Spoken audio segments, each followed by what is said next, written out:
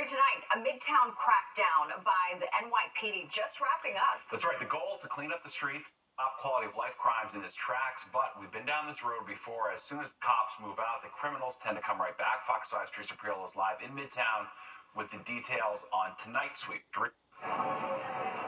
Stephen Tasha, we asked the NYPD about that. You know, quality of life crimes mean different things in different neighborhoods. Here in Times Square, we're talking about illegal pedicabs as well as illegal street vendors that are selling you counterfeit goods. So tonight, the NYPD took us along as they tried to pull some of these operators off the streets. Operation Front Door means that we're going to ensure our welcome of Times Square is the front door of our city. In a nondescript room in the heart of Times Square, Mayor Eric Adams gives cops and city workers their marching orders.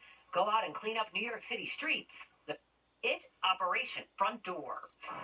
Sticker here, sir. Officers canvassed Midtown looking for illegal vendors and illegal pedicab operators. We found about a dozen up the block from Grand Central Station.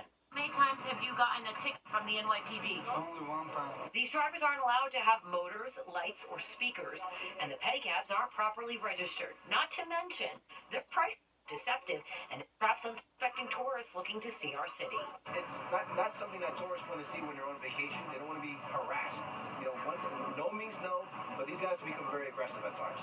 From here, the bikes will be impounded, and they won't be allowed back out until they're in compliance. Starting today, Operation Front Door, where they have to make sure that they have all proper documentations before they can release their bike back to them. By the time we reached Times Square again, this illegal street vendor was already packed up. He scattered and left his stuff. We're not going to really chase you around New York City for selling this type of this fake counterfeit stuff in the city. You know, I expect the officers out with them to take the property and venture it. You're not going to sell counterfeit stuff in our city. The NYPD says these crimes ruin the image of our city and they are harassing the tourists, which are the lifeblood of the city. But they aren't the only quality of life crime that matters. Other neighborhoods are seeing open-air drug markets and the unhoused strung out on drugs. You don't see us taking immediate action right now. You don't see us taking summary action right now. Doesn't mean that we don't have an open investigation with our narcotics group over there, and I'll leave it at that. Now, while we were out on patrol, we saw 24 pedicabs pulled off the streets, and we are told by the NYPD tonight 3 arrests were made.